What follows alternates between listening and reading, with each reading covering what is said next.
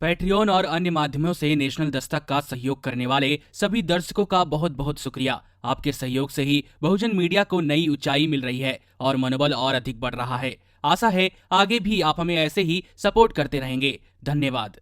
Lockdown के कारण कितने लोगों के रोजगार गए और कितने लोगों की आर्थिक स्थिति बुरी तरह से प्रभावित हुई होगी, इसका कोई हिसाब नहीं होगा।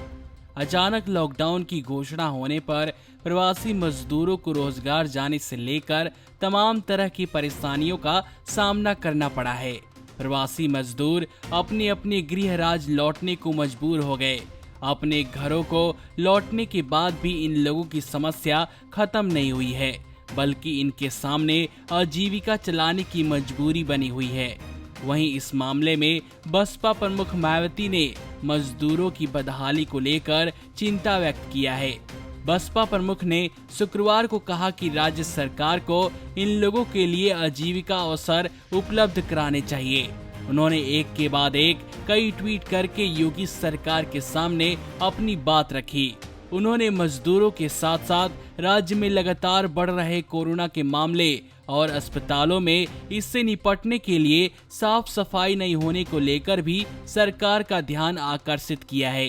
पहले ट्वीट में उन्होंने लिखा, कोरोना महामारी व उस कारण लॉकडाउन की मार से पीड़ित काफी बदहाल यूपी में अपने घर वापस लौटे लाखों प्रवासी श्रमिक परिवारों की आर्थिक स्थिति बहुत ज्यादा खराब बने रहने के कारण अब वे फिर से रोजी रोटी के लिए इधर उधर भटकने को मजबूर हो रहे हैं। यह अति गंभीर व चिंता की बात है। इसके बाद ही दूसरे ट्वीट में उन्होंने लिखा, साथ ही कोरोना बीमारी से रोकथाम के लिए यूपी में बनाए गए सरकारी कोविड केंद्रों में से अधिकतर वहां पर उचित साफ सफाई व रख रखाव आदि के अभाव के कारण कहीं वे बीमारी के नए केंद्र न बन जाएं। सरकार इस पर भी गंभीरता से ध्यान दे तो यह बेहतर होगा। उन्होंने चेतावनी दी कि लापरवाही बरतने पर महामारी विकराल रूप धारण कर सकती है। बसपा सुप्रीमो के ट्वीट पर लोग उनकी तारीफ भी कर रहे हैं।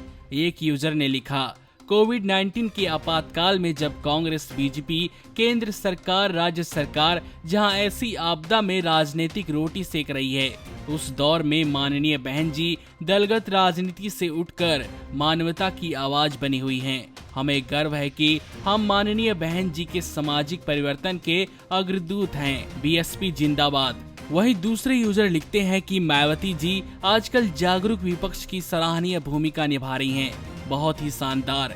एक अन्य यूजर ने लिखा, सुश्री बहन कुमारी मायावती जिंदाबाद जिंदाबाद।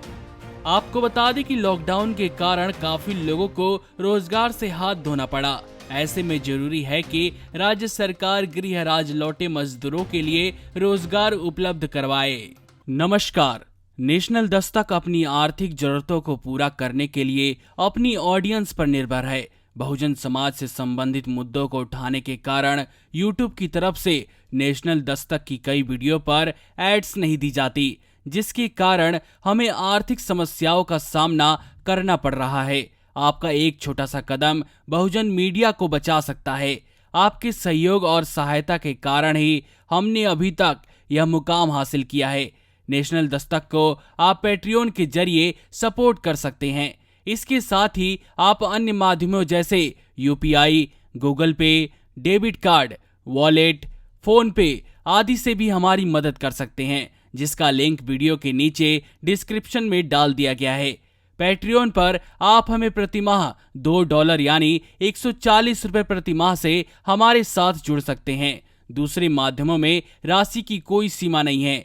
आपके सहयोग से ही बहुजन मीडिया को एक नई दिशा मिली है और इसे अभी एक नए मुकाम तक लेकर जाना बाकी है, जो आपके साथ के बिना संभव नहीं है। आपसे डायरेक्ट फंडिंग से हम आपके अधीन हो जाएंगे और एक स्वतंत्र मीडिया के तौर पर समाज की आवाज को बुलंद कर पाएंगे। धन्यवाद। नेशनल दस्तक को देखने वालों से अपील है कि वह नेशनल दस्तक के सपोर्टर फॉर्म को भरें ताकि हम सीधे आपसे जुड़ सके। नेशनल दस्तक की आपसे गुजारिश है कि अगर इसको बचाना चाहते हैं तो नेशनल दस्तक को सब्सक्राइब करने के लिए रेड कलर के सब्सक्राइब बटन को दबाएं, फिर बेल आइकन की घंटी दबाएं। नेशनल दस्तक को बचाने के लिए बहुत जरूरी है कि हर खबर को शेयर करें, लाइक करें, कमेंट जरूर करें।